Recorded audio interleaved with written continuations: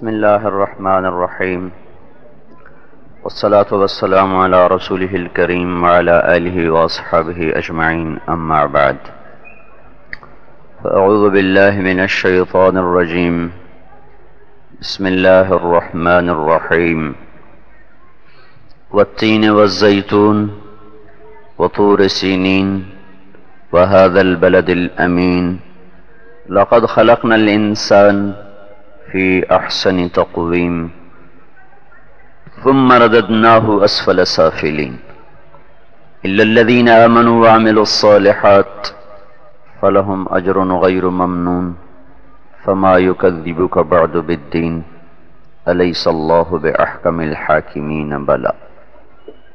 وقال النبي صلى الله تبارك وتعالى عليه وسلم إن في الجسد مضغة إذا صلحت صلح الجسد كله وإذا فسدت فسد صلی اللہ تعالی علیہ وسلم.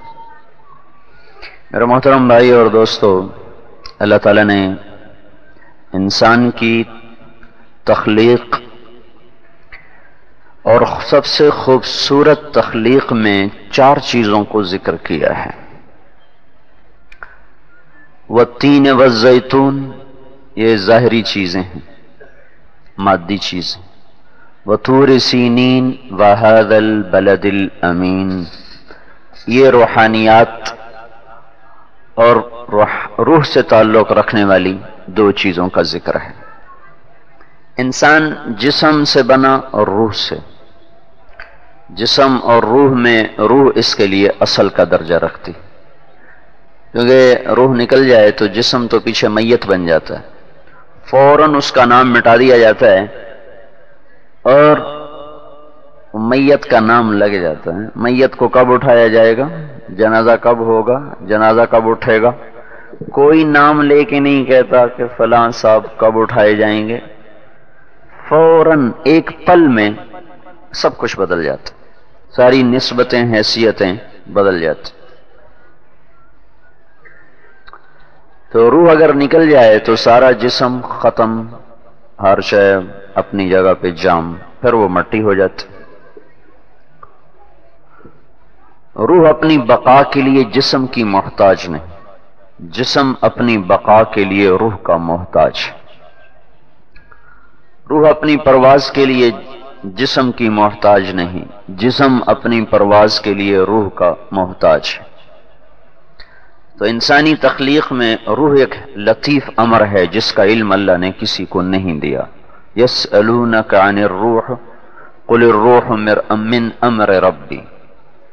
کیا ہے روح کا؟ امر ربی ہے. کچھ تفصیل کیوں نہیں بتائی کہ وما اوتیتم من العلم الا قلیلا، تمہیں جو علم ملا ہے اس کے پیمانے سے تم روح کو ناپ نہیں سکتے، اس کو سمجھ نہیں سکتے، لہذا اس پہ خاموش ہو جاؤ. اور تمہیں بتانے کے لیے بس اتنا کافی ہے کہ یہ اللہ کا ایک امر ہے بس. تو قریش گئے مدینے خیبر، یہودیوں سے کہنے لگے ایک ہمارے قریشی نے نبوت کا دعویٰ کر دیا ہے، وہ کیا ہے، سچا ہے جھوٹا ہے؟ کہ اس سے 3 سوال کرو، 2 کا جواب دے اور تیسرے پہ چپ ہو جائے تو سمجھنا نبی ہے، اور اگر تیسرے پہ بھی شروع ہو گیا تو پھر وہ جھوٹا ہے. کیا سوال کریں؟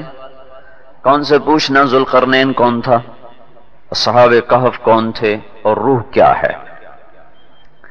تو اگر وہ ذوالقرنین اور اصحاب کہف کو کھولے اور روح کو نہ بولے تو سمجھنا وہ سچا نبی ہے، اور اگر روح کی بھی تفصیل شروع کر دے تو پھر سمجھنا جھوٹ ہے. تو یہ وہاں سے آپ لے کر آئیے مواد، اور آپ کر کہنے لگے اصحاب کہف کون تھے؟ تو اللہ تعالیٰ نے قرآن اتارا، ام حسبت ان اصحاب الکہف والرقیم کانوا من آیاتنا عجبا اذ اول فتیۃ الی الکہف. یہاں سے یہ کہانی شروع ہوئی اور اللہ تعالیٰ نے ساری سورہ کہف پوری تفصیل کے ساتھ اللہ تعالیٰ نے اصحاب کہف کا قصہ سنا دیا. پھر انہوں نے پوچھا ذوالقرنین کون ہے؟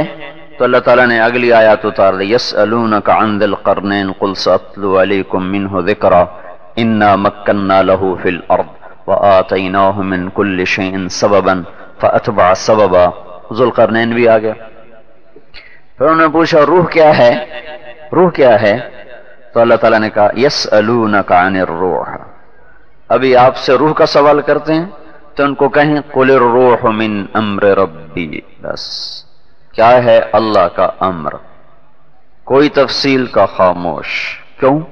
وما اوتیتم من العلم الا قلیلا. تمہارا علم تھوڑا ہے، تم اس سے ناپ نہیں سکتے. تو انسان دو چیزوں سے بنا ہے. ایک ظاہر نظر آ رہا ہے یہ مٹی ہے، ایک اس کے اندر ہے وہ روح ہے، وہ امر لطیف ہے.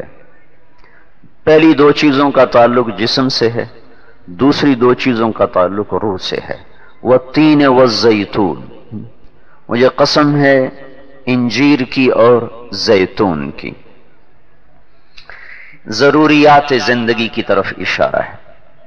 تو ضروریات زندگی کا علم حاصل کرنا بھی اللہ ہی کا مطالبہ ہے ہم پر. اور تین اور زیتون کو ذکر کیا جو بہترین غذائیں ہیں، یہ اس بات کی طرف اشارہ ہے کہ پاکیزہ اور حلال اور اچھی چیزوں کا انتخاب تمہارے رب کی پسند ہے. الا بلا ایک تو ہے حرام، وہ تو ہے ہی حرام، اس کے تو قریب بھی نہیں جانا.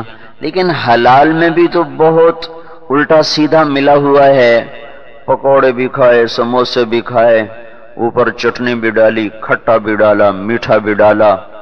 وہ کیا ہوتا ہے، کھیر کے اوپر دہی ڈالا ہے، کھیر کے اوپر دہی ڈالا، پھر اوپر 7 اپ پی، پھر ادھر سے مرغے کی ٹانگ کھینچی، ادھر سے کباب کی ٹانگ کھینچی، ادھر سے اوپر سلاد ڈالا، ادھر سے سبزی ڈالی، پھر کہتے ہیں ہوں 7 اپ پوا دو. تو اس کی بھی اس میں نفی ہو رہی ہے. اس لیے میں کہا کرتا ہوں جب تک بیکریاں سلامت، ڈاکٹروں کی چاندی بنتی رہے گی سونا. جتنا بیکریوں کا سامان ہے سارا ہی جسم کا بگاڑ ہے. تو والتین والزیتون، اللہ تعالیٰ نے بہت عمدہ غذاؤں کا ذکر فرما کر ایک لمبا چوڑا مضمون ہمیں سمجھایا ہے. یہ جو کچھ ہو رہا ہے یہ اس کے سیکھنے کا ہے کہ میں ایک مسافر ہوں، اس میں کچھ دن میں نے رہنا ہے. تو میری چند ضروریات، ان ضروریات کو میں احسن طریقے سے پورا کروں. تو اس احسن کے دو درجے ہیں. ایک ہے حلال اور حرام کی حد فاصل، کہ اس سے آگے میں جا نہیں سکتا. اور اس کا مجھے نہیں پتا تھا، مجھے اللہ نے بتایا یہ حلال ہے یہ حرام ہے. ہمیں کیا پتا تھا کہ خنزیر حرام ہے، شراب حرام ہے، ہمیں کیا پتا تھا سود حرام ہے. تو اللہ نے کہا احل اللہ البیع وحرم الربا. تو اللہ تعالیٰ نے ہمارے لیے حد فاصل کو قرار دے دیا، یعنی اس سے آگے نہیں جا سکتے. حد حدودا، اس سے آگے نہیں جا سکتے. پھر جو حلال ہے احل حلالا، پھر اس میں بھی بے اعتدالی سے منع فرمایا. احل حلالا وحرم حراما، حرام بالکل چھوڑ دو، چھوڑ دیا.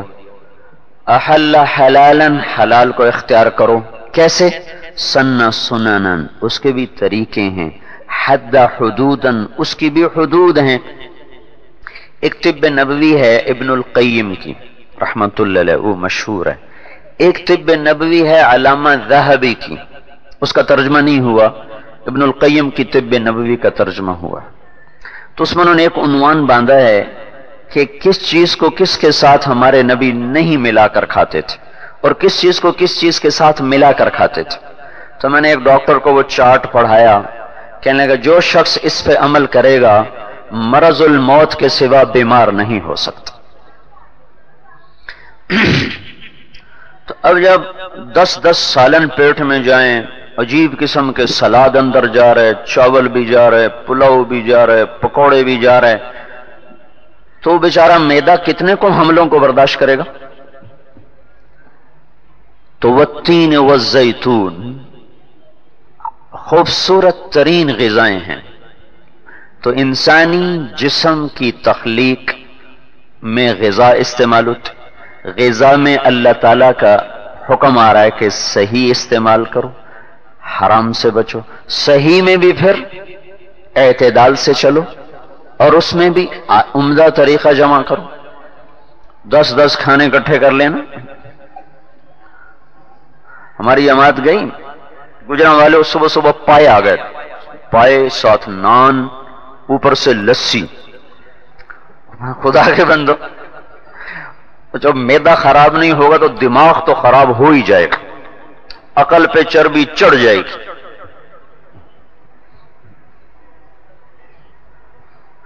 تو یہ جو والتین والزیتون ہے، یہ گویا پورا دنیاوی علم کے حاصل کرنے کی طرف اشارہ ہے. اس کو حاصل کرو، صحیح طریقے سے حاصل کرو. ایک ایرانی آیا طبیب مدینہ میں، 6 مہینے رہا، کوئی بیماری نہیں ہوا. تو ایک دن ایک آدمی سے کہنے لگا تم لوگ تو بیماری نہیں ہوتے ہو تو میرا دواخانہ کیسے چلے گا؟ تو اس نے کہا لا ناکل حتی نجوع واذا اکلنا لا نشبع. ہم اس وقت تک نہیں کھاتے جب تک بھوک نہ لگے، اور پھر جب کھاتے ہیں تو اتنا نہیں کھاتے کہ پیٹ بھر جائے. انہوں نے کہا تم تو مرتے دم تک بیمار نہیں ہو سکتے، یہاں تو میرا کام نہیں چلے گا. بوریا بستر اٹھایا چل دیا.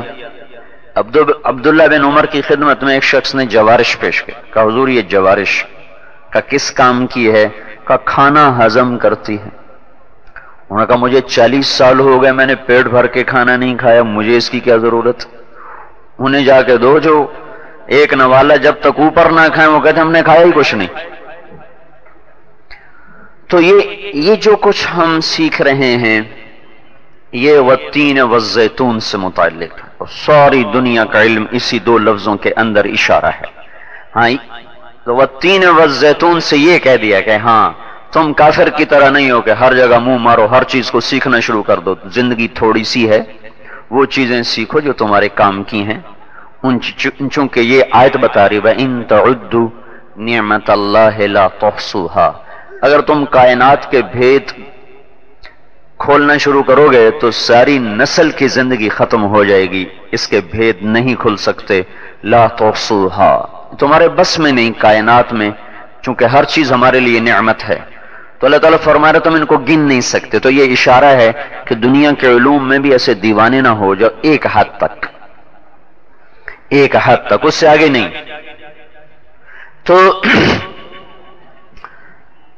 اس میں دنیا کی چیزوں میں لگ کر جسم کو تو فائدہ ہوا، اب روح کو کہاں سے غذا ملے؟ اور روح کو نہ ملے تو ساری اندر کی دنیا بے چین، پریشان، برباد. تو وَطُورِ سِینِین وَهَذَا الْبَلَدِ الْأَمِین، مجھے قسم ہے طور سینا کی اور بلد امین مکہ مکرمہ کی. ان 2 چیزوں کی قسم کیوں کھائی ہے؟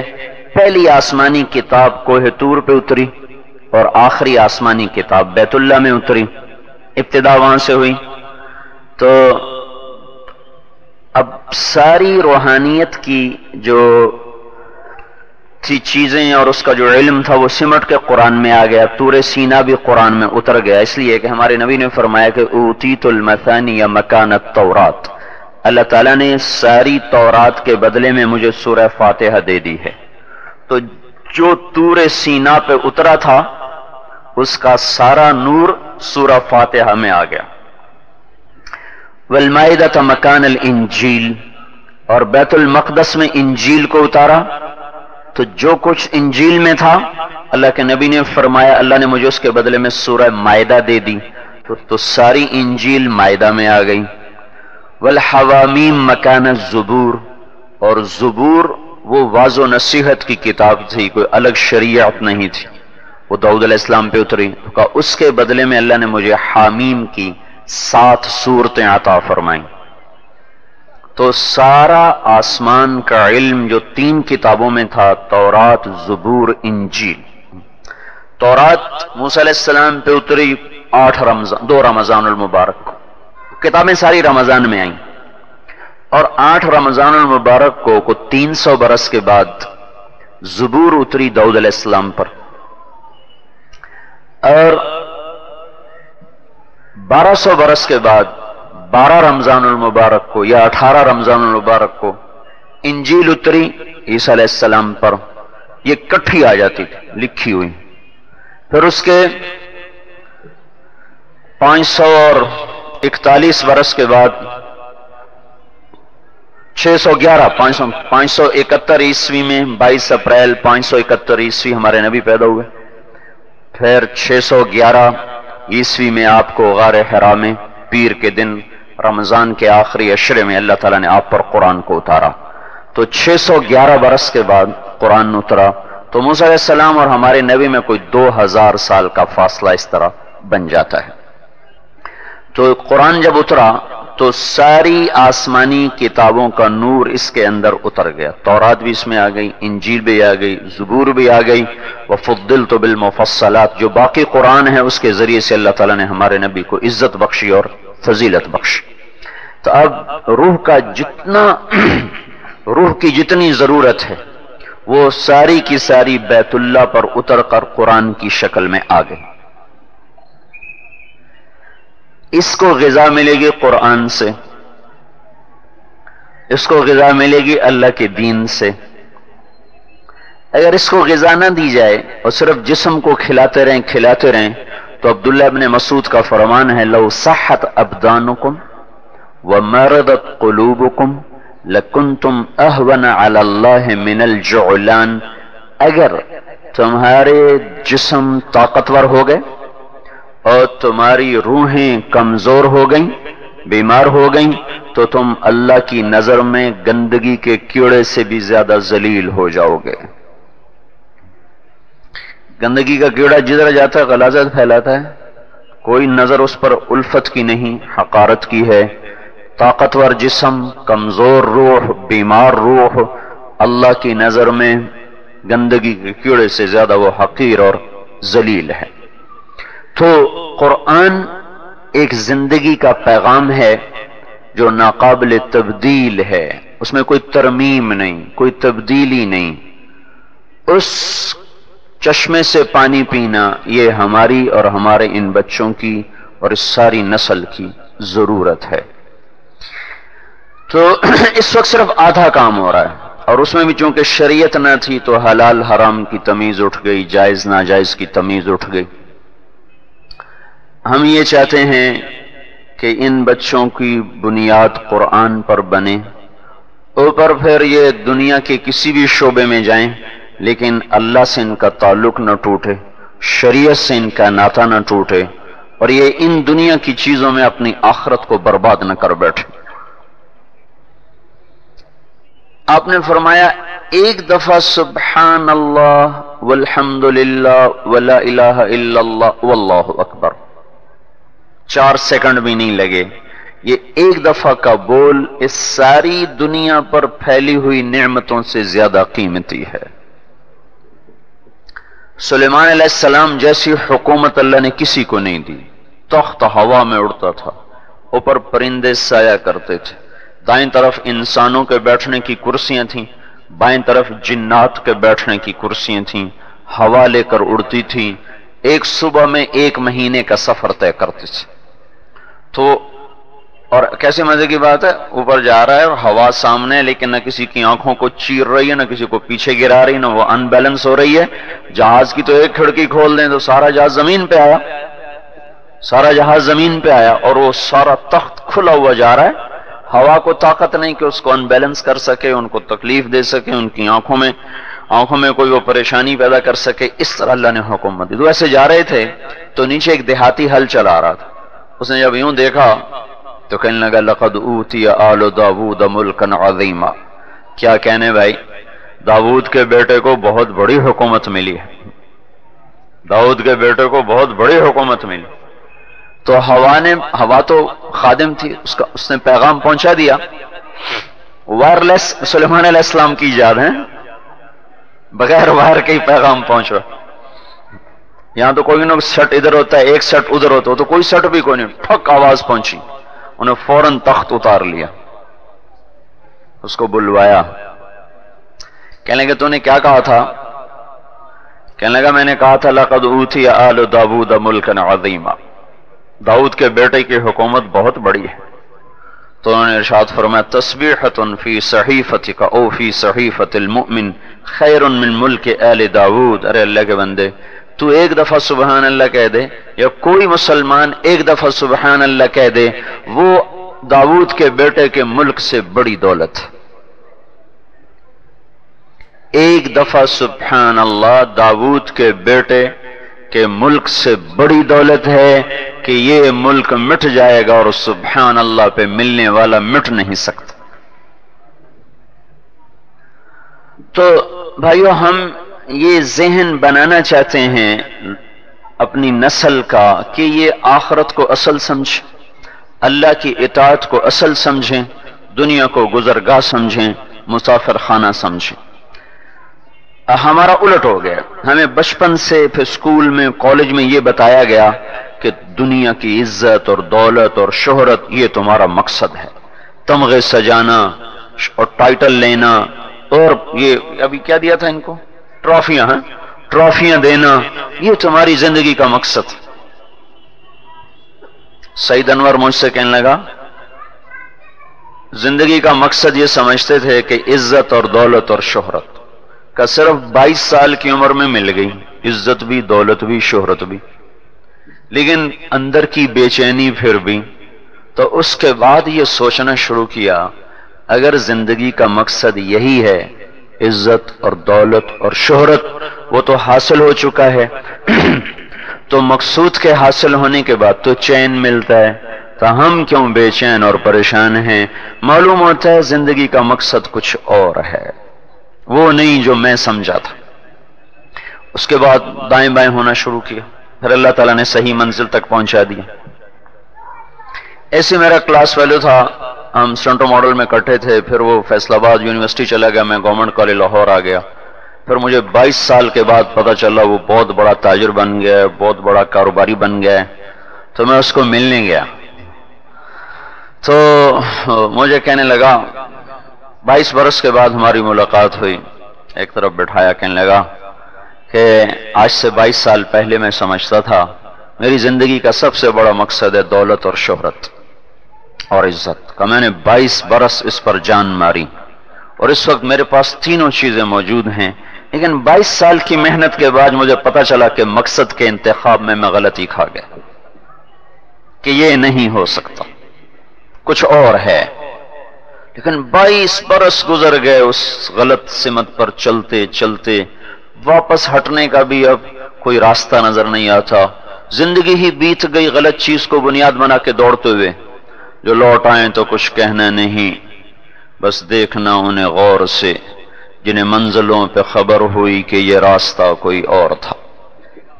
اب لوٹ کے 22 برس کو لوٹائے کیسے؟ امریکہ میں بیان کر رہا تھا تو میں نے تھوڑی آخرت کی بات کی، توبہ کی بات کی، لوگ رو رہے توبہ کر رہے، تو ایک شخص میرے پاس آئے اور ایسے میرے اوپر گر گئے اور زاروں قطار رونا شروع۔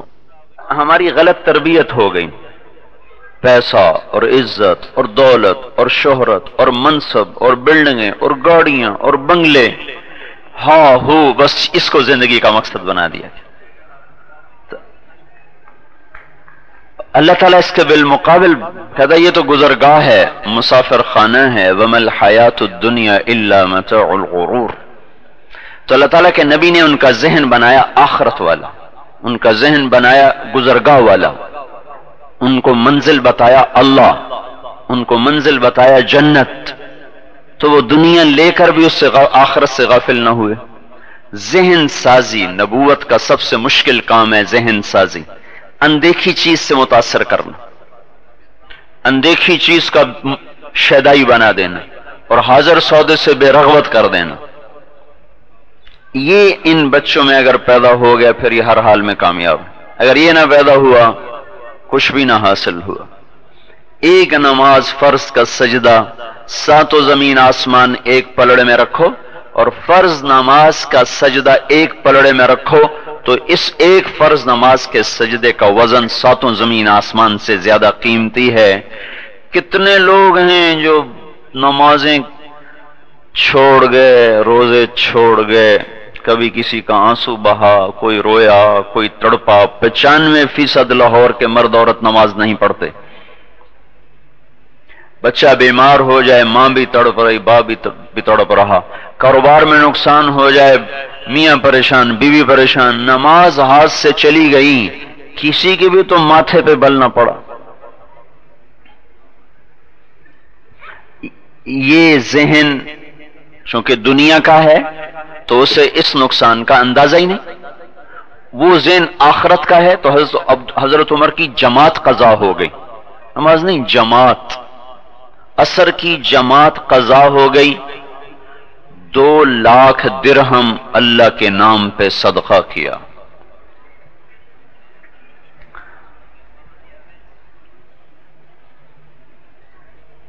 اور تمیم داری رضی اللہ تعالیٰ عنہ کی تکبیر اولیٰ فوت ہو گئی تو 1 سال سوئے نہیں، ساری رات نفس کو جگایا، ساری رات تجھے جگاؤں گا، تو نے میری تکبیر اولیٰ فوت کرا تھی.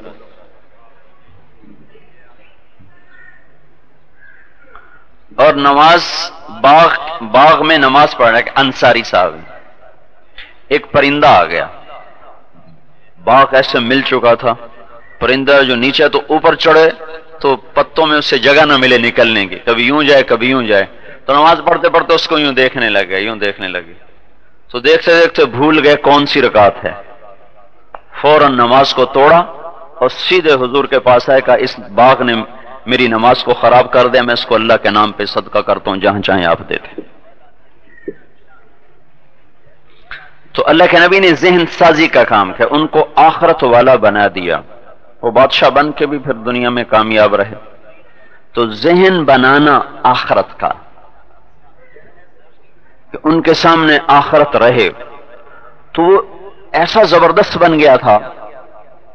ایک شخص آیا، یا رسول اللہ میرا پڑوسی ہے، اس کی کھجور کی چند شاخیں ایسے ٹیڑھی ہو کر میرے گھر کے آنگن میں ہیں، اوپر سے کبھی کھجوریں گر پڑتی ہیں تو میرے بچے اٹھا لیتے ہیں، تو یہ آتا ہے اور ان کے منہ سے کھجوریں نکال لیتے ہیں. تو اس سے کہیں بچے ہیں اتنی سختی نہ کیا کریں. تو آپ نے اس کو بلایا، آپ نے کہا بھائی میرے ساتھ سودا کر لو، یہ کھجور کا درخت مجھے دے دو اور اس کے بدلے میں تمہیں جنت میں درخت لے کے دیتا ہوں. اس نے کہا یا رسول اللہ میرے پاس جتنے درخت ہیں نا ان میں یہ سب سے زیادہ مجھے پسند ہے، اس کا پھل بڑا پسند ہے، میں یہ کسی کو نہیں دے سکتا. چلا گیا. یہ منافق تھا، صحابی نہیں تھا، سمجھے؟ منافق تھا، نہ صحابی کو یہ تصور نہیں کر سکتا. تو ابو الدہدہ وہاں بیٹھے ہوئے تھے، کہنے کہ یا رسول اللہ اگر میں آپ کو یہ درخت لے کے دے دوں تو میرے ساتھ وعدہ ہے جنت میں درخت لے کر دیں گے؟ کہنے لگے ہاں. تو اس کے پیچھے چلے گئے، کہنے لگے بھائی درخت بیچنا ہے؟ کہنے لگے میں نے اللہ کے نبی کو نہیں دیا، تجھے کہاں سے دوں گا، جاؤ جاؤ اپنا کام کرو. کہنے لگا جو تیرے منہ میں آتا ہے بول دے، اس کی قیمت کے لیے جو تیرے منہ میں آتا ہے بول دے. تو ابو الدہدہ رضی اللہ تعالیٰ عنہ کا باغ تھا مدینے میں بہت بڑا، اس میں 600 کھجوروں کے پودے تھے، 600 کھجوروں کا لدا ہوا باغ. تو اس نے ویسے ہی کہہ دیا اپنا باغ سارا دے دے، کھجور لے لے، یہ لے لے. اس نے سوچا ہوگا یہ کوئی پاگل ہے جو یہ سودا کرے گا. جب اس نے کہا نا باغ دے دو اور کھجور لے لو تو کہنے لگے سودے سے پھرے گا تو نہیں. عجیب بات ہے، جیسے یہ کاروباری لوگ کسی کو پھنسا لیتے ہیں نا تو پھر اس کو پھرنے نہیں دیتے. ہوتا تو اس بیچارے کا سر موڑا ہوتا ہے انہوں نے. آج کی تجارت تو دھوکہ ہی رہ گیا سوائے چند ایک کے. تو حالانکہ لٹ یہ رہے ظاہری طور پر، اور کہہ اس کو رہے سودے سے پھرے گا تو نہیں. کہنے لگا میں پاگل ہوں جو پھر جاؤں گا. کہا چلو ڈن ہو گیا، کھجور میری باغ تیرا. بھاگے ہوئے کہا یا رسول اللہ سودا ہو گیا، کھجور آپ دے دیں پڑوسی کو. کہا کیسے ہو گیا؟ کہا میں نے اپنا سارا باغ اس کو دے دیا، کھجور لے لی. تو آپ نے فرمایا پھر ہمارا سودا بھی بدل گیا، پہلے ایک کھجور کا وعدہ تھا، اب ہماری طرف سے ضمانت ہے کہ تمہارے لیے جنت میں کھجوروں کے باغات ہیں. اور جو باغ ہوتے تھے نا ان میں گھر بھی ہوتا تھا، جب پھل پک جاتا تھا تو پھر وہاں وہ منتقل ہو جاتے تھے، جب تک پھل ٹوٹ نہیں جاتا تھا تو وہیں رہتے تھے اس کی حفاظت کے لیے. تو آپ نے کہا کم من عذق رضاح ودار فیاح لأبی الدہدہ. ابو دہدہ اب تجھے مبارک ہو، تیرے لیے جنت میں بڑے لمبے چوڑے باغات بھی بن گئے اور ہر باغ میں گھر اور محل بھی بن گیا. اندیکھے سودے پر سارا باغ دے دیا. پھر وہاں سے بھاگے اور اپنے باغ گئے. وہاں بچے اور بیوی باغ میں تھے، پھل کا زمانہ، تو دیوار کے باہر کھڑے ہو گئے، اندر نہیں گئے، باہر کھڑے ہو گئے، اندر نہیں گئے کہ کہیں پھر نیت خراب نہ ہو جائے کہ ایک کھجور وہ بھی کسی اور کو دینی ہے، خود تو نہیں لینی، اور اس پہ 600 کھجوروں کا باغ، کوئی پاگل ہے؟ باہر کھڑے ہو گئے کہ امت داہ داہ داہ داہ کی ماں باہر آؤ۔ کہ کیوں؟ کہ ہم نے باغ بیچ دیا ہے۔ اور کس کو بیچا ہے؟ کہ اللہ کو بیچ دیا ہے، اور اس کے بدلے میں ہمیں جنت میں مل گیا۔ تو عورتوں کا یقین تو مردوں سے کمزور ہوتا ہے، وہ 2-4 قدم اور آگے کہیں گے ربح البیع ربح البیع ربح البیع، واہ واہ واہ واہ ابو دادا، تو نے کتنا بڑا نفع کا سودا کیا، کتنا نفع کا سودا کیا، کتنا نفع کا سودا کیا۔ یہ واقعہ ان کے ذہن کی ترجمانی کرتا ہے کہ وہ کس ذہن کے ساتھ زندگی گزار رہے تھے۔ یہ ذہن سازی ماں باپ کے ذمے ہے، معلم کے ذمے ہے، ٹیچر کے ذمے ہے، مدرس کے ذمے ہے، لیکن پہلا فریضہ تو ماں باپ کا ہی ہے۔ استاد کا تو فرض نہیں ہے، اس کا احسان ہے، فرض تو ماں باپ کا ہے کہ اپنی اولاد کو اس ذہن کا بنائیں کہ وہ آخرت کو اصل سمجھیں، دنیا کو گزرگاہ سمجھیں، اور اس پر ہر قربانی وہ دے سکیں۔ تو اللہ کے نبی اس طرح ذہن بناتے تھے۔ یہ ذہن سازی غلط ہو گئی، اور مفتوح قومیں فاتح قوم کا اثر لیے بغیر رہتی نہیں۔ 100 سال ہم پر یورپ نے حکومت کی، وہ پیسے کے غلام ہمیں بھی بنا دیا، وہ عیاشی کے دل دادا ہمیں بھی بنا دیا، وہ ننگے ہو کے سڑکوں پہ آئے، ہماری نسل بھی ننگی ہو گئی، وہ ناچنے لگے یہ بھی ناچنے لگے، وہ اچھلنے کودنے لگے یہ بھی اچھلنے کودنے، جو چیز وہاں سے آ جائے بس اسی کے پیچھے چلنا۔ ایسے ہے جیسے ان کی کوئی منزل نہ ہو، جیسے ان کی کوئی سمت نہ ہو۔ بھائیو، ہم تو امت قرآن ہیں اور امت رسول مصطفیٰ صلی اللہ علیہ وسلم ہیں، ہماری تو منزل ہے، ہمارا تو ایک راہبر ہے، ہمارا تو ایک قائد ہے۔ ہم تو اپنے ذہن سے خود چلنے والے تھے، لیکن ہماری بدقسمت۔ تو اس ذہن سازی پر سب سے زیادہ زور لگنا تھا جو نہیں لگا، لہذا ساری قربانیاں 6 لاکھ آدمی ذبح ہو گئے، ان کی ہڈیوں پر یہ ملک کی بنیادیں قائم کی گئیں۔ ہزاروں بچوں کے سینوں میں کیل گاڑ کر درختوں سے لٹکا دیا گیا۔ آنے والے قافلے دائیں بائیں دیکھ رہے تھے، معصوم بچے سینوں میں کیل گڑے ہوئے اور درختوں سے لٹکے ہوئے ہیں۔ کن ماؤں نے جنا، کن چھاتیوں سے دودھ پیا، اور پنگھوڑوں میں جھولنے کی بجائے وہ کیلوں پر لٹک گئے درختوں کے ساتھ۔ پھٹی آنکھیں اس ملک کی طرف تھیں کہ چلو ہم نہ سہی تو اگلی نسل یہاں دین دیکھے گی، لیکن یہ تو سب سے بڑا فراڈ ہوا اس پچھلی صدی کا۔ ان 6 لاکھ ہستیوں سے فراڈ ہوا، مول نہ دیا کہ کیونکہ تربیت نہ ہوئی۔ تربیت اس نسل سے جو 47 کے بچے تھے ان کو یہ باتیں بتانی تھی جو میں اب بتا رہا ہوں، ان کو نہ بتایا گیا، تو بعد فاصلے بڑھتے گئے، دوریاں بڑھتی گئیں، یہاں تک کہ سب کے سب پیٹ کے غلام بن گئے۔ اللہ کے نبی نے کہا تھا ایک دن آئے گا میری امت پیٹ کی غلام ہوگی اور شہوت کی غلام ہوگی، اس کے سوا ان کو کوئی ہوش ہی نہ ہوگا۔ پیٹ کیسے بھرے، شہوت کیسے پوری ہو۔ غریبوں کا وفد آیا، میں حضور کیسے ذہن سازی کرتے تھے میں اس پر یہ بتا رہا ہوں۔ غریبوں کا وفد آیا، ایک واقعہ پہلے آپ کو سنائے گا۔ انہوں نے آ کے دعویٰ دائر کیا، یا رسول اللہ ہمارا امیروں کے خلاف دعویٰ ہے۔ کیا دعویٰ ہے؟ کہا یہ آخرت میں آگے بڑھ رہے ہیں، ہم پیچھے رہے ہیں۔ یہ دعویٰ نہیں کہ ان کے باغ ہمیں لے کر دو جیسے آج کے مزدور کہتے ہیں۔ کیا دعویٰ ہے؟ کہ یہ جنت میں آگے چلے گئے۔ کہا کیسے چلے گئے؟ کہا یہ نماز پڑھتے ہیں، ہم بھی پڑھتے ہیں، یہ روزہ رکھتے ہیں، ہم بھی رکھتے ہیں، لیکن یہ غلام آزاد کرتے ہیں، ہمارے پاس پیسے کوئی نہیں، اور یہ اللہ کے نام پہ پیسہ خرچ کرتے ہیں، ہمارے پاس پیسے کوئی نہیں۔ ان کے 2 عمل ہم سے زیادہ ہیں، بتائیے ہم کیا کریں؟ ہم ان سے پیچھے ہو رہے ہیں، یہ آگے جا رہے ہیں۔ تو آپ نے کہا کوئی نہیں، میں تمہیں ایک عمل بتاتا ہوں، تم ان کے ذریعے سے ان سے بھی آگے بڑھ جاؤ گے۔ تدركون به من سبقكم وتصبقون به من بعدكم ولا يكون أحد أفضل منكم إلا إذا صنع مثل ما صنعتم۔ تم یہ کام کرو جو میں بتانے لگا ہوں، تو اگلوں کو کاٹ لو گے، پچھلوں سے آگے رہو گے، کوئی تم سے آگے نہیں بڑھ سکتا جب تک یہ کام نہ کرے. کہا یہ ضرور بتائیں. تو آپ نے کہا بہت آسان، فرض نماز کے بعد 33 دفعہ سبحان اللہ، 33 دفعہ الحمدللہ، 34 دفعہ اللہ اکبر پڑھا کرو، مالداروں سے آگے بڑھ جاؤ. تو وہ بڑے خوش چلے گئے. اس زمانے کے مالداروں کو بھی جنت کے شوق تھے، اور اتنی بڑی محفل میں بات ہوئی کہاں چھپتی، وہ مالداروں کو بھی پتہ چل گیا، انہوں نے بھی پڑھنا شروع کر دیا. وہ دوبارہ پھر مقدمہ آ گیا، پھر فائل اوپن ہو گئی. کہا جی وہ تو پھر مسئلہ بن گیا. کہا کیا؟ کہا تو انہوں نے بھی پڑھنا شروع کر دیا. اب ہم کیا کریں؟ تو اللہ کے نبی نے کہا یہ میرے رب کی تقسیم ہے، اس میں کیا کروں؟ ذالک فضل اللہ یؤتیہ من یشاء، یہ میرے رب کی تقسیم ہے جس کو جیسے چاہتا ہے. یہ ذہن تھا اس زمانے کے مالدار کا اور غریب کا، اور بڑے کا اور چھوٹے کا، کہ وہ آخرت کو سامنے رکھ کر چلتے تھے. عمیر بن سعد ایک گورنر ہیں، حمص کے گورنر عمیر بن سعد 3 سال گورنر رہے. حضرت عمر نے بلایا، کبھی حالات سنا ہوا کہ وہ آئے پیدل ایک لاٹھی اس کے اوپر پوٹلی کو باندھا ہوا اور مسجد میں داخل ہوئے. تو حضرت عمر نے کہا کب آئے؟ کہا ابھی آیا ہوں.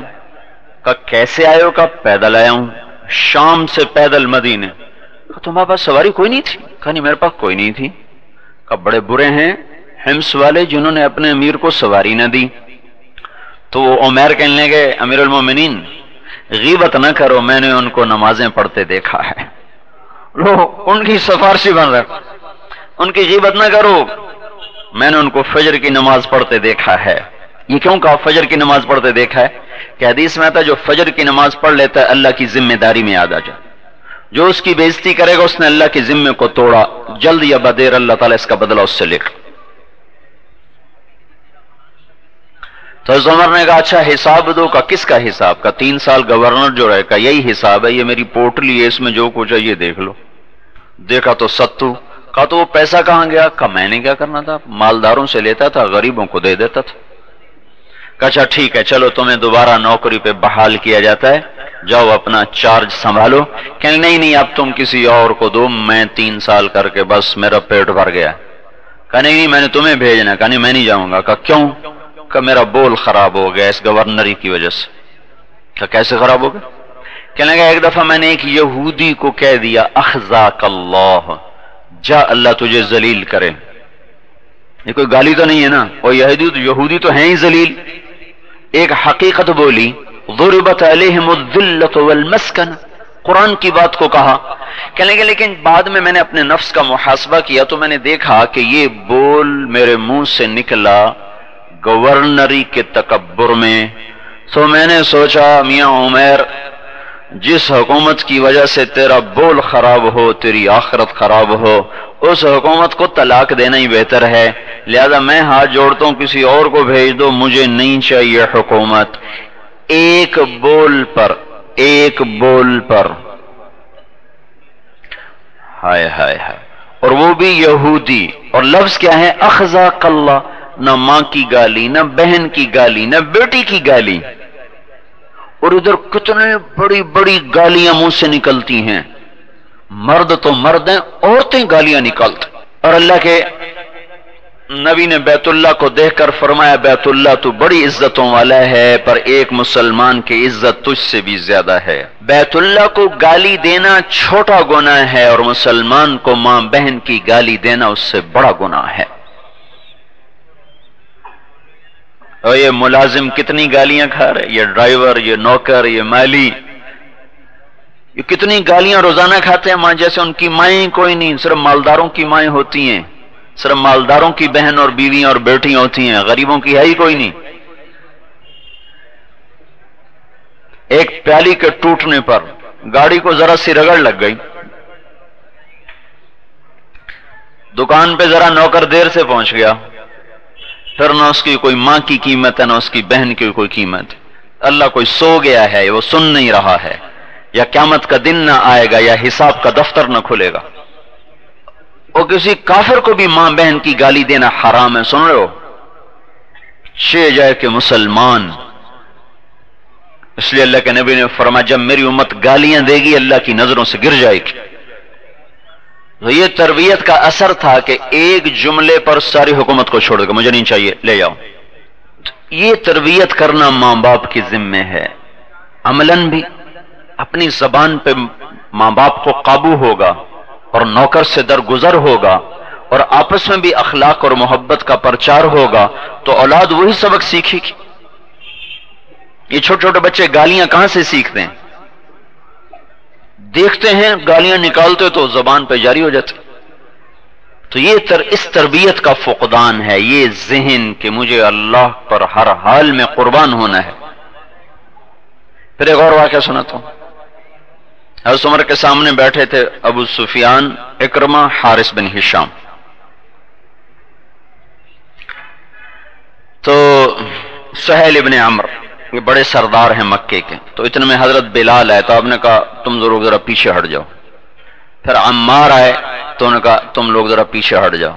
پھر صہیب آئے ذرا آپ لوگ پیچھے ہو جائیں۔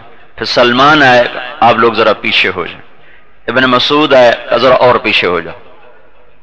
تو ان کو پیچھے کرتے کرتے بالکل دروازے تک پہنچا دیا۔ تو ابو سفیان تو بڑے سردار تھے تو ان کو غصہ چڑھ گیا، کہنے لگے دیکھو عمر نے ہمارے ساتھ کیا کر دیا، اتنی بےزتی کی، غلاموں کو آگے بٹھایا، سرداروں کو پیچھے کر دیا۔ تو سہیل ابن عمر کہنے لگے، وہ بڑے سمجھدار آدمی، وَيَا لَهُ مِن رَجُلٍ کا لفظ ان کے بارے میں حدیث میں آتا ہے کہ کیا کہنے اس شخص کے فہم و فراست کی۔ تو وہ کہنے لگے اس میں عمر کا کیا قصور ہے؟ اس میں قصور تو ہمارا ہے۔ اسلام کی عزت تو پیسے سے نہیں، اسلام کی عزت تو تقوی اور دین سے ہے۔ یہ آگے بڑھ گئے، ان کو آگے کر دیا، ہم پیچھے رہ گئے، ہمیں پیچھے کر دیا گیا۔ یہاں تک بات ختم نہیں ہوئی، ایک دم چاروں پریشان ہو گئے، کہنے لگے اگر آخرت میں پیچھے رہ گئے تو پھر کیا بنے گا؟ حالانکہ یہ لوگ بالکل آخری زمانے میں مسلمان، فتح مکہ پہ ابو سفیان مسلمان ہو رہے ہیں، اکرمہ، سہیل ابن عمرو، حارث ابن ہشام، یہ سارے کے سارے لوگ فتح مکہ پہ مسلمان، چند مہینوں کی صحبت ہے اللہ کے نبی کی۔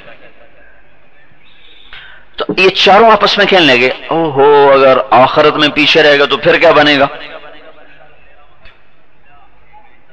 تو یہ سارے اٹھ کر حضرت عمر کے پاس آ گئے، کہنے لگے جو تم نے ہمارے ساتھ کیا ہم نے دیکھا، ہمیں کوئی گلہ نہیں، ہماری اپنی کمیاں ہیں، یہ بتاؤ ہم نہیں چاہتے کہ آخرت میں تم سے پیچھے رہ جائیں، یہ تو ہمیں پتا ہے کہ ہم تم سے آگے نہیں بڑھ سکتے، لیکن ہم پیچھے بھی رہنا چاہتے ہیں، ہم تمہارے برابر میں آنا چاہتے ہیں، کوئی ہمیں طریقہ بتاؤ کہ ہم تمہارے برابر ہو جائیں۔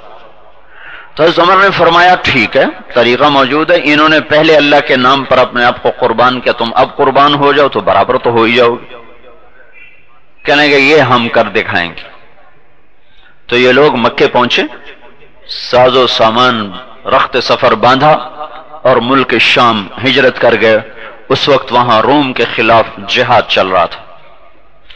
حارث بن ہشام یہ ابو جہل کے چھوٹے بھائی ہیں، یہ اتنے ہر دل عزیز تھے، جب انہوں نے مکہ سے جب یہ نکلے تو مکے میں ہر چلنے والا جو پاؤں سے چل سکتا تھا ان کو الوداع کہنے کے لیے شہر سے باہر تک آیا، اور سارے رو رہے تھے کہ سب کو پتا تھا یہ لوگ کیوں جا رہے ہیں، واپس آنے کی امید کوئی نہیں ہے، اس سے سارے رو رہے۔ تو جب حضرت حارث نے دیکھا نا لوگ رو رہے ہیں تو کہنے لگے مکے والو اللہ کی قسم مجھے مکے سے محبوب کوئی جگہ نہیں، میں نے مکے کو اس لیے نہیں چھوڑا کہ اس سے پیاری کوئی جگہ ہے، تمہیں اس لیے نہیں چھوڑ کے جا رہا ہوں کہ تم سے پیارے کوئی اور ہیں، بلکہ بات یہ ہے کہ ایک آواز لگی، اس پر ہمارے غلام آگے بڑھ گئے، اور اتنا آگے بڑھ گئے ہیں کہ اگر یہ سارے مکے کے پہاڑ سونا بن جائیں اور میں ان کو اللہ کے نام پہ خرچ کر دوں تو میں ان کے ایک دن کا اجر بھی نہیں پا سکتا، لہٰذا میرے پاس ایک راستہ ہے کہ میں اپنی جان کا نذرانہ پیش کر دوں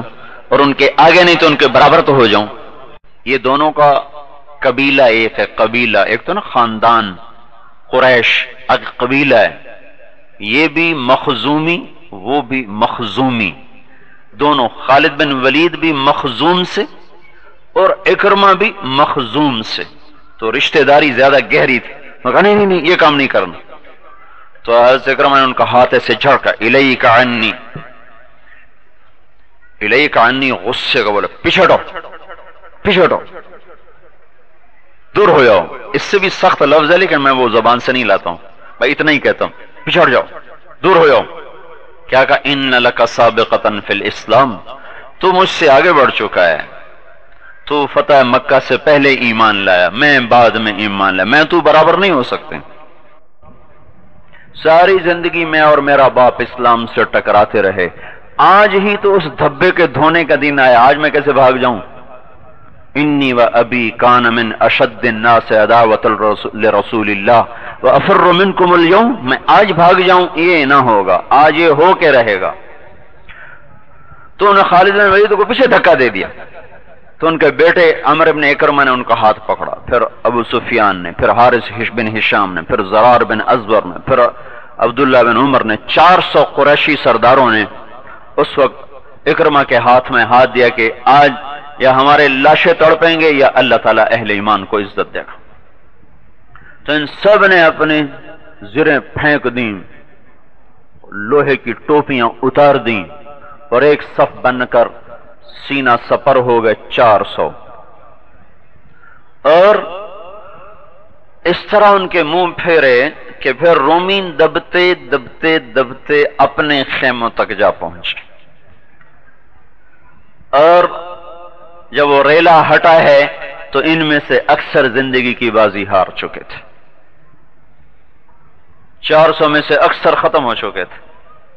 تو خالد بن ولید نے جب دیکھا تو حارث بن ہشام تو دم توڑ چکے تھے، وہ بھی اپنے تھے، مخزومی تھے، اور اکرمہ کے بیٹے عمر وہ بھی دم توڑ چکے تھے.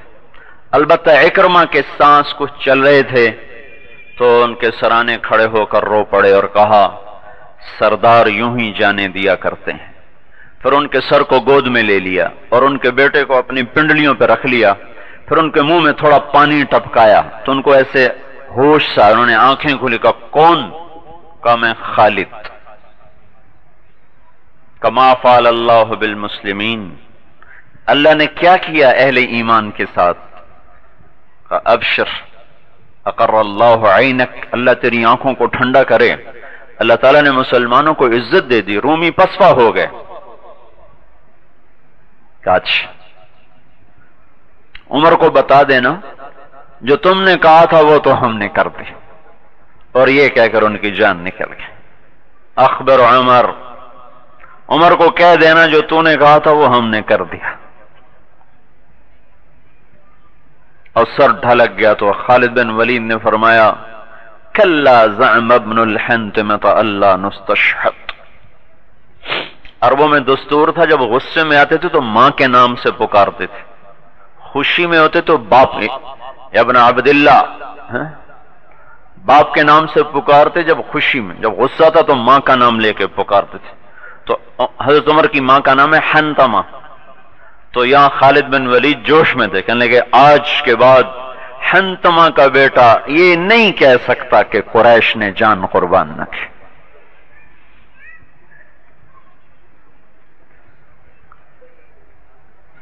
یہ ذہن سازی ہے جس پر وہ جان کی بازی لگا گئے، ہار میں بھی انہیں جیت نظر آئی. ہم پہ ستم یہ ہوا کہ ہمارا ذہن بدل دیا گیا، پیسے کا غلام بنا دیا. نماز تو پڑھ رہے ہیں، غلامی تو پیسے کی ہے، روزے بھی رکھ رہے، عمرے پہ بھی جا رہے، لیکن ذہن تو سارے کا سارا غیروں کو دیا دا چکا. دل کے آنگن میں تو کوئی اور آ کے بیٹھ گیا ہے، یہاں تو کسی اور کے ڈیرے ہیں. ایک عورت آئی شیخ جیلانی رحمت اللہ علیہ کے پاس، کہنے لگی اگر پردے کا حکم نہ ہوتا تو میں آپ کو نقاب اٹھا کے دکھاتی کہ اللہ نے مجھے کیسا خوبصورت بنایا ہے، میرا خامن پھر بھی دوسری شادی کرنا چاہتا ہے. تو شیخ جیلانی رحمت اللہ علیہ غش کھا کے گر گئے. تو پاس بیٹھنے والے حیران ہوئی اس میں غش کھانے کی کیا بات تھی. ایک عورت نے خامند کی شکایت کی اور شیخ صاحب غش میں گئے. ہوش میں آئے تو کہنے لگے لوگو یہ تو عورت ہو کے شریک برداشت نہیں کر رہی، اللہ رب ہو کے شریک کیسے برداشت کرے؟ میں تو اس پہ غش میں آیا ہوں. تو ایک ہوتا ہے شرک فی العبادت، وہ تو کافر ہو جاتا ہے، شرک ماتھا کسی اور کے سامنے جھکا دیں. ایک ہوتا ہے شرک فی المحبت، محبت میں شریک لے آنا. یہ شرک آج سب کے اندر ہے بھائی، اس دل میں اللہ کے سوا اور کوئی نہ ہو۔ حضور صلی اللہ علیہ وسلم گھر والوں سے بات کر رہے ہوتے تھے، ہنس رہے کھیل رہے، اذان کی آواز سنتے ہی آپ کے چہرے کا رنگ بدل جاتا، آنکھیں پھر جاتی۔ حضرت عائشہ فرماتی ہمیں یوں لگتا جیسے ہمیں پہچانتے ہی نہیں، جیسے ہمیں جانتے ہی نہیں کہ ہم کون ہیں، اور جب نماز پڑھ لیتے پھر اپنی اصلی حالت۔ تو اس دل کو اللہ کا عرش بنانا تھا، یہ تو گٹر بن گیا، گٹر۔ سارے جہان کا گند، کپڑے پہ داغ لگے تو نظر آتا ہے طبیعت خراب ہوتی ہے، دل کے لگے داغوں کو کون دیکھے اور کون دکھائے؟ اور اللہ کی نظر میرے کپڑوں پر نہیں، میرے دل پر ہے، میری مورت اور صورت پر نہیں، میرے دل پر ہے۔ اگر دل کا آنگن گندا ہے اور دل کی چادر اگر میلی ہے تو یہاں اللہ کی نظر محبت کبھی نہ پڑ سکے گی۔ میرا گھر ایسا ہو، میرا کپڑا ایسا ہو، اوپر ڈیزائن ایسا ہو، کڑھائی ایسی ہو، کیا کیا نخرے ہیں مردوں کے بھی عورتوں کے بھی۔ اور اللہ تعالیٰ فرماتے ہیں ہل تزینت لاجلی، میرے بندے میری بندی سارے جہان کے لیے بنتا سنورتا ہے، کبھی میرے لیے بھی بن سنور کے آیا کر۔ تو یہ ذہن دینا کہ ہم اللہ کے ہیں اور اللہ پر بک چکے ہیں اور اللہ کے سوا ہم کسی کے نہیں ہیں، اس کا ہر حکم ہماری زندگی کا مقصود ہے، اس کی ہر نافرمانی سے بچنا ہماری زندگی کا مقصود ہے۔ اس پر پھر آگے ساری بات چلتی ہے، چونکہ ہماری بنیاد ختم ہو چکی۔ اور یہ بچے کیسے ماحول بدل سکتے ہیں جب تک بڑے زندگی نہ بدلیں؟ گھر میں ٹیلی ویژن چلے تو روزن سکول کیا کرے گا؟ ماں بے پرد ہو کے بازار میں جائے تو روزن سکول کی تعلیم کیا کام آئے گی؟ چونکہ عمل قول سے طاقتور ہوتا ہے، عمل قول سے طاقتور ہوتا ہے۔ 1974 میں ایک آسٹریلین مسلمان ہو کے رائمنڈ آیا، میں رائمنڈ پڑھتا تھا، مغرب کے بعد اس کا بیان تھا، ہمارے اساتذہ نے فرمایا اپنا سبق چھوڑو جاؤ اس کا بیان سنو۔ تو اس دن ہمارا سبق موقوف کیا گیا اور اس کا بیان ہمیں سنوایا گیا۔ اس کے بیان میں ایک بات مجھے آج بھی یاد ہے، اس بات کو 30 برس گزر چکے۔ عبداللہ اس کا نام تھا۔ اس نے کہا بھائیو تم مسلمانوں کی اور ہم غیر مسلموں کی مثال ایسے ہے کہ جیسے ایک راہی اور مسافر وہ جانتا نہیں کراچی کا راستہ کون سا ہے، تو وہ دوسرے راہگیر سے پوچھتا ہے بھائی آپ کو پتا ہے کراچی کا راستہ کدھر کو ہے؟ کہاں ہاں میں خود بھی کراچی جا رہا ہوں، میں خود بھی کراچی جا رہا ہوں، میں کراچی کا رہنے والا ہوں، یہ راستہ کراچی کو جا رہا ہے۔ کہ جی بڑی مہربانی۔ جب وہ 2 قدم چلا تو اس نے پیچھے مڑ کے دیکھا تو وہ ادھر جا رہا۔ کہا بھائی آپ نے مجھے تو کہا تھا کہ یہ راستہ ادھر جا رہا ہے کراچی کو، آپ تو ادھر جا رہے ہیں۔ وہ کہتا اللہ کی قسم راستہ یہی ہے، مجھے نہ دیکھو میں جو مرضی کروں، راستہ یہی ہے۔ تو وہ کہنے لگا تم بتاؤ، وہ اس کی قسم پہ اعتبار کرے گا کہ قدم پہ اعتبار کرے گا؟ وہ تو بیچ میں معلق ہو جائے گا، یہ کہہ کیا رہا ہے اور کر کیا رہا ہے۔ تو عملی زندگی جب نہیں ہوتی تو کتابی زندگی فیل ہو جاتی، کتابی زندگی زیر و زبر درہم برہم ہو جاتی۔ میں بنگلہ دیش سے واپس آ رہا تھا، کراچی اجتماع بنگلہ دیش میں تھا، پھر کراچی واپسی، میرے برابر میں گورا بیٹھا ہوا تھا، تو میں نے اس کو دعوت دینی شروع کی۔ وہ بڑا متاثر ہوا، ایسے تھوڑی کے نیچے سے اپنے ہاتھ رکھ کے ایسے مجھے دیکھ رہا، سن رہا۔ بیچ میں پتہ نہیں شراب کا ذکر کیسے آ گیا مجھے یاد نہیں، کہ 8-10 سال پرانی بات۔ میں نے اس کو بتایا شراب حرام ہے، تو وہ ایسے بیٹھا تھا تو ایسے ہوگا ہیں، میں نے کہا ہیں، میں نے کہا پتہ نہیں اس کو کیا ہوا۔ تو کہنے لگا میں ساری دنیا پھرتا ہوں، میں گارمنٹس کا تاجر ہوں، سب سے اچھی شراب میں کراچی میں آ کے پیتا ہوں، تو میرے قول کو آگ لگ گئی عمل کے ساتھ، ایک غلط عمل نے میرے سارے قول کو بے معنی کر دیا اور ناپائیدار کر دیا۔ تو ماحول بڑوں سے بنتا ہے، بچوں سے نہیں بنتا۔ ماحول بڑے بناتے ہیں، بچے نہیں بناتے، بچے تو پیچھے چلتے ہیں۔ تو سب سے پہلے والدین کا ذہن ہو کہ ہم نے آخرت کا راہی بننا ہے، پھر بچے بھی آخرت کے راہی بنیں۔ ماں باپ میں نماز کی عظمت ہو، عورت میں پردے کی عظمت ہو، تو تب آگے بچیاں پردہ کریں گی۔ ماں باپ کو گناہ سے نفرت ہو، تب اولاد گناہ سے نفرت کرے گی۔ تو ماں باپ بچوں کی تربیت کے لیے تو اسکول ہو گئے، یہ بڑوں کی تربیت کے لیے اللہ نے ہمیں تبلیغ کا کام دیا۔ تو بھائی یہ جو ماں باپ ہیں، والدین ہیں، یہ اپنے گھر کا ماحول بدلیں اگر بچوں کو کسی رخ پہ لانا ہے۔ دیکھتے نہیں ہو کیا ستم ہوا ہم پر، چھوٹے چھوٹے بچوں کو ناچ گانا سکھانا شروع کر دیا اسکولوں میں۔ نوجوان لڑکے لڑکیوں کو ایک بینچ پہ بٹھا کے پڑھا رہے، پڑھانے والوں کو بھی سانپ سونگ گیا، والدین کی غیرت اور ناموس کو بھی آگ لگ گئی، اور میر کارواں بھی خواب خرگوش میں سو گیا۔ تو قافلہ لوٹے نہیں تو پھر کیا ہو، کشتیاں ڈوبے نہیں تو اور کیا ہو۔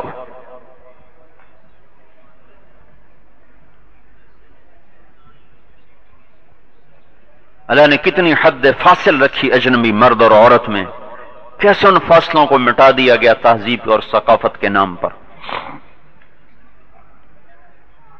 تو اس لیے بھائیوں بہنوں، ہم پر تو بڑا ستم ہوا ہے۔ ملک پر قبضہ ہو جانا کوئی بڑی بات نہیں، ذہن پہ قبضہ ہو جانا یہ بہت بڑی غلامی ہے۔ ملک تو پہلے بھی چھنتے چلے آئے، میدان میں شکست تو کتنی امام حسین نہیں شکست کھا گئے تھے۔ ابھی تو محرم کا مہینہ ختم نہیں ہوا، آج 29 ہے محرم کی۔ یہ کربلا کا واقعہ کیا سنا رہا ہے کہ میدان میں شکست کھا جانا کوئی شکست نہیں ہے، نظریاتی طور پہ شکست کھا جانا یہ اصل بربادی ہے۔ اللہ پہ قربان ہونا ہی تو زندگی کی معراج ہے، آئے کیوں تھے؟ ساری نسل کو آنکھوں کے سامنے کٹتے دیکھا، ایک لفظ بول کے سب کچھ بچا سکتے تھے، ایک بول پہ سب کچھ بچ سکتا تھا۔ کہ نہیں یہ بول نہیں بولا جائے گا، چونکہ اس بول کے بولنے سے اللہ ناراض ہو جائے گا، اس سے آخرت خراب ہوگی، لہذا وہ نہیں بولنا، تم نے جو کرنا ہے کر دو۔ موت سے آگے کیا سزا کوئی دے سکتا ہے؟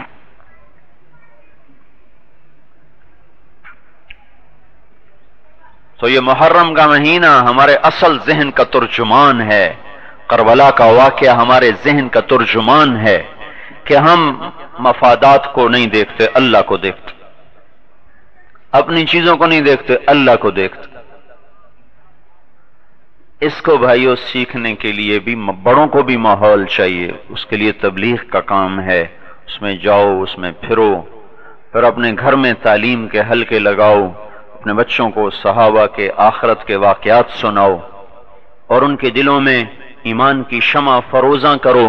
کل کو چل کے کسی اقتدار میں آئیں، گھر میں ہو، فقر غنا یہ ماں باپ تو دے نہیں سکتے، اللہ کی طرف سے ہے، لیکن جہاں بھی ہوں وہ سجدے کرنے والے ہوں، اللہ سے ڈرنے والے ہوں، مخلوق خدا کی خدمت کرنے والے ہوں، نہ یہ کہ صرف اپنے پیٹ پہ ہاتھ مارنے والے۔ تو اس لیے میرے بھائی اور بہنوں، ہم نے اپنے نظریات کو زندہ کرنا۔ ہم نظریاتی طور پر ٹوٹ چکے، نظریاتی شکست ہو چکی۔ ملکوں کا فتح ہو جانا اور شکست کھا جانا یہ تو شروع سے چلا آ رہا ہے، یہ پہلی دفعہ ہو رہا ہے 1200-1400 سال میں، پہلی دفعہ ہو رہا ہے کہ ہم نظریاتی طور پہ بکھر گئے اور نظریاتی طور پر شکست کھا گئے، ورنہ ایسا کبھی نہیں ہوا۔ میدان میں تو شکستیں ہوئیں، چنگیز نے بھی خون بہائے، ہلاکو نے بھی بہائے، منگو خان نے بھی بہائے، قبلائی نے بھی بہائے، تیمور نے بھی بہائے، کتنے آئے جو خون بہاتے چلے گئے، لیکن ایسا نہ ہوا کہ ہم اپنی بنیادیں چھوڑ جاتے۔ آج یہ ستم ہوا کہ بنیاد سے ہٹ گئے۔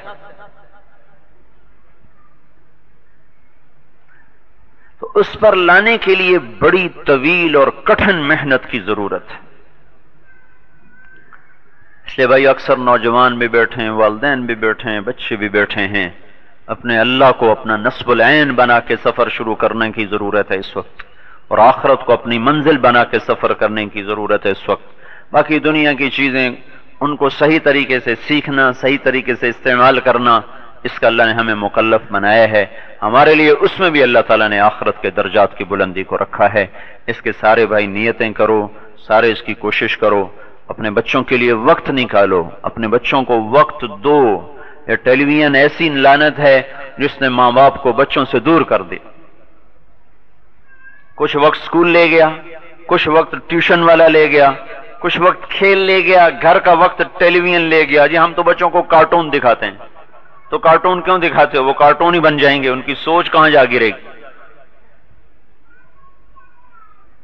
یہ جو کارٹون دکھانے کا وقت تھا یہ خود بیٹھنے کا وقت تھا کہ ماں باپ بچے خود بیٹھتے، ان میں محبت استوار ہوتی، الفت بڑھتی، وہ قریب ہوتے.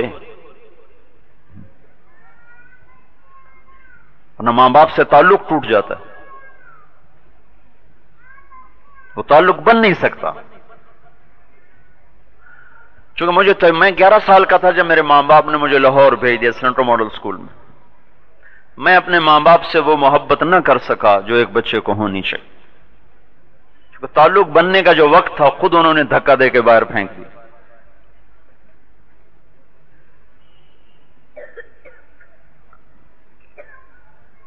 تو یہ ٹیلی ویژن ایسی لعنت ہے میرے بھائیوں جس نے ہماری نسل کو ہلاک و برباد کر کے رکھ دیا. جو وقت بچوں کو دینا تھا وہ سکرین کو دے دیا. تو وہاں سے ہمارے لیے کوئی خیر کے پروگرام تو نہیں نشر ہو رہے.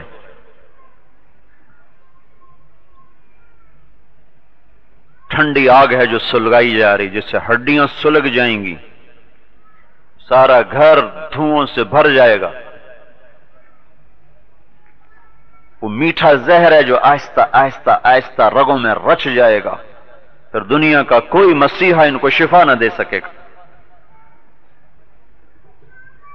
جو قوم موسیقی کی دلدادہ ہو جائے، ناچ گانے کی دلدادہ ہو جائے، کھیل کود کی دلدادہ ہو جائے، انہیں ایٹم بم مارنے کی ضرورت ہی کوئی، وہ تو پہلے ہی مرے پڑے.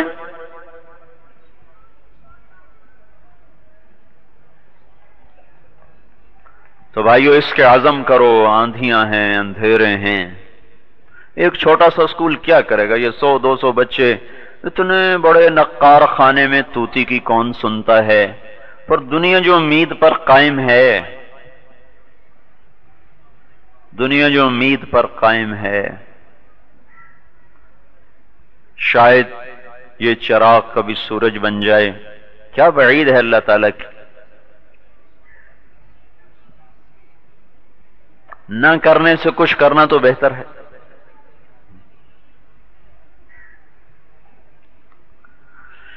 اس لیے بھائی ہم اپنی طرف سے تو یہ کوشش کر رہے ہیں کہ بچوں کو تعلیم دنیاوی ملے دینی سانچے میں، دینی قالب میں، دین کے سانچے میں. جس شعبے میں جائیں اللہ کی عظمت کو سامنے رکھیں. ہم انگلینڈ میں تھے تو 1982 میں ایک بہت بڑے سرجن تھے دل کے، ڈاکٹر رحیم خان، ہمارے حیدرآباد کے تھے. ان سے بات ہوئی، انہوں نے بڑے اعتراض کی. کہا چلو نماز تو پڑھ. میں نماز کیسے پڑھوں؟ 14 گھنٹے مجھے کھڑا ہونا پڑتا آپریشن تھیٹر میں، میرے پاس نماز کے لیے کہاں وقت؟ اچھا جی چلو مہربانی کریں ہمیں آپ 2 دن دے دیں، ہمارے ساتھ کو وقت گزار لیں، پھر جو آپ سوال باقی رہ جائیں پھر کر لیں. اس گفتگو میں رات کے 2 بج چکے تھے. عشاء کے بعد بیٹھے رات کا 2 بج گئے تھے. پتہ نہیں ان کو کیسے رحم آ گیا. اچھا میں 2 دن دے دوں گا. تو وہ اب وہ اوپر سے وہ دسمبر کی جو ان کی چھٹیاں تھی، کرسمس وہ شروع ہوئی تو وہ 3 دن کے لیے آئے. 2 دن انہوں نے لگائے، ہفتہ اتوار. تو جس دن وہ جا رہے تھے میں آج بھی دیکھ رہا ہوں اپنی آنکھوں سے بار بار آنسو پوچھ رہے.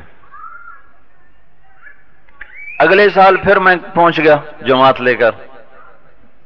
تو میں نے ان کو فون کیا کہ ہم آئے ہیں، کہا آپ اس دفعہ میرے پاس آئیں۔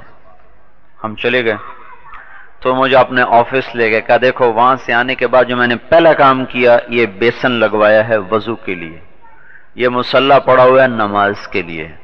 وہ دن آج کا دن میری ایک نماز قضا نہیں ہوئی، اور جمعہ پڑھنے 30 میل جاتا ہوں، 30 میل آتا ہوں، پریسٹن ان کے قریب تھا، وہاں جاتا ہوں جمعہ پڑھنے کے لیے۔ چند سال کے بعد دوبارہ گئے تو پتہ چلا ملاقات ہوئی، کہنے لگے میں نے مسجد بنا دی ہے، اس کا مؤذن میں خود ہوں، اور جمعہ 2 دفعہ ہوتا ہے اس میں، چونکہ ایک دفعہ بھر جاتی ہے مسجد تو پھر اس کے بعد نمازی زیادہ ہوتے ہیں تو پھر دوبارہ جمعہ کی نماز، 2 دفعہ جمعہ کی نماز ہوتی ہے کہ مسجد چھوٹی ہے، نمازی بڑھ گئے ہیں۔ پھر کہنے لگے یہاں کی جو سب سے بڑی ڈاکٹر تھی وہ میری دعوت سے مسلمان ہو چکی ہے، وہ آگے کتنوں کو مسلمان بنا چکی ہے۔ پھر 2000 میں ملا تو ماشاءاللہ بڑی داڑھی بھی رکھی ہوئی۔ تو ماحول انسان کے اندر کس طرح آہستہ آہستہ تبدیلی لاتا ہے۔ تو تبلیغ یہ بڑوں کا مدرسہ ہے، اس لیے بھائی یہ والدین اس میں وقت دیں، اور پھر بچوں کی تربیت کریں، گھر میں ان کو وقت دیں، تو اللہ تعالیٰ کی ذات سے امید تو ہے۔ یہ تو جب سال شروع ہونا، میں نے پہلے جمعے کا ایک جگہ میرا بیان تھا، تو میں نے اس کے بعد ایسی منہ پہ دعا آگے میں نے کہا یا اللہ ذلتوں کی، پستیوں کی تو مہربانی کر دے، قلم تو اب بھی تیرے ہی ہاتھ میں ہے، فیصلے تو اب بھی تیرے ہی آسمان سے اترتے ہیں، نچلے کیا کر سکتے ہیں اگر اوپر سے فیصلے نہ۔ تو آپ لوگ بھی مانگو اللہ سے کہ یا اللہ یہ سال ہمارا سال بنا، اس کے لیے پہلے توبہ کرو، خود بھی توبہ کرو، بچوں سے توبہ کرواؤ، پڑوسیوں سے توبہ کرواؤ، کہ اللہ سے صلح توبہ کے بغیر نہیں ہو سکتی۔ تو بھائی یہ جتنا مجمع آیا ہوا پہلے یہ تو توبہ کرے، اندر عورتیں بھی یا مرد بھی، بیٹھے بیٹھے آج اللہ کے دربار میں توبہ کرو، ٹھیک ہے نا، اور ایک دفعہ منہ سے بھی کہہ دو یا اللہ میری توبہ۔ کوشش کرو کوئی گناہ نہ ہو جائے تو فوراً اللہ سے معافی مانگو، اور کچھ وقت اللہ کے راہ میں نکلو تو انشاءاللہ آہستہ آہستہ ساری ترتیب قابو میں آ جائے۔ اللہم لک الحمد کما انت اہلہ فصل علی محمد کما انت اہلہ وفعل بنا ما انت اہلہ انک اہل التقوی و اہل المغفرہ ربنا آتنا فی الدنیا حسنہ فی الآخرۃ حسنۃ وقنا عذاب النار۔ یا اللہ ہم تیرے در پر جھک کر معافی مانگتے ہیں، تو ہم سب کو معاف کر دے۔ جن جن گناہوں کی وجہ سے ہمارا نصیب ڈوب گیا اور امت کا خون سستا ہو گیا اور اس کی عزتیں سر بازار نیلام ہوئیں، میرے مولا وہ گناہ جس سے ہوا جہاں ہوا وہ معاف کر دے، اور اس امت کے دن پھیر دے یا اللہ، اور یہ سال اس امت کا سال بنا دے، یہ سال اس امت کی عزتوں کا، بلندیوں کا سال بنا دے، پستیوں سے نکال دے یا اللہ، ہماری نسل کی حفاظت فرما، ہماری نسل کی حفاظت فرما، انہیں غیروں کا نوالہ بننے سے بچا لے یا اللہ، ہمیں اپنے دین پر قائم فرما، اس کے لیے ہمیں غیبی تائید سے یا اللہ، اپنے غیبی خزانوں سے یا اللہ تو ہماری مدد فرما، اور یا اللہ جتنی اس کے لیے رکاوٹیں ہیں تو ان کو دور فرما، جتنا غلط ماحول بن چکا ہے تو اسے ختم فرما، تیرے لیے کوئی مشکل نہیں، ایک پل میں سب کچھ ہو سکتا ہے یا اللہ، ان گندی ہواؤں کو، فضاؤں کو بدل دے اور پوری کی پوری امت کو اپنے در پہ جھکا دے یا اللہ، ہر مسلمان مرد عورت کو سجدے والا بنا دے، قرآن پڑھنے والا بنا دے یا اللہ، حلال میں پابند ہو کر چلنے والا بنا دے، ہر قسم کے حرام کو گھروں سے، دفتروں سے، بازاروں سے نکال دے، اذان پر یا اللہ ایک ایک مسلمان کو مسجد کی دوڑ نصیب فرما دے، عورتوں کو مصلی کی دوڑ نصیب فرما دے، میرے مالک حیا کی چادر تار تار ہوئی یا اللہ، اس چادر کو اثرنو مزین فرما کر اس امت کی عورتوں کے سر پہ تان دے، تقدس پاک دامنی کا دامن تار تار ہوا اللہ، اسے پھر سے رفع کر کے حسین بنا کر پوری امت کے نوجوانوں کو یا اللہ تو اس کی پوشاک پہنا دے، تو ہر چیز پر قادر ہے یا اللہ، تیرا چاہا ہو جاتا ہے، نہ چاہے تو ہو نہیں سکتا، یہ ہمارا مختصر سا سرمایہ جو کچھ بھی نہیں ہے یا اللہ، ایسا ٹمٹماتا چراغ ہے جو اپنی ہی پھونک سے بجھ جائے، اور آگے تو میرے مولا آندھیاں ہیں، منہ زور یا اللہ، پاگل ہوائیں ہیں میرے مولا، جن کا تو ہم سامنا ہی نہیں کر سکتے اس چراغ کو سورج بنانا تیرا ہی کام ہے یا اللہ، اس کی روشنیوں کو ہدایت کا ذریعہ بنانا یہ تیرا ہی کام ہے میرے مالک۔ تو ہمارے بچوں کی، ہماری نسل کی حفاظت، ان کی آخرت بھی بچا، ان کی دنیا بھی بچا، ہماری دنیا بھی اچھی کر دے، ہماری آخرت بھی اچھی کر دے۔ ایسے یا اللہ اداروں کا احساس ہمارے یا اللہ لوگوں میں پیدا کر دے، ہر شہری میں، ہر بستی میں، ہر قصبے میں تو ایسے اداروں کو وجود عطا فرما دے یا اللہ، جو بچوں کو دینی فضا بھی مہیا کریں، دنیاوی تعلیم بھی مہیا کریں، اور اس کے لیے تو رکاوٹوں کو دور فرما یا اللہ۔ ہم سب سے راضی ہو جا اور ہمیں اپنے سے راضی کر لے۔ وصلی اللہ تعالی علی النبی الکریم، آمین برحمتک یا ارحم۔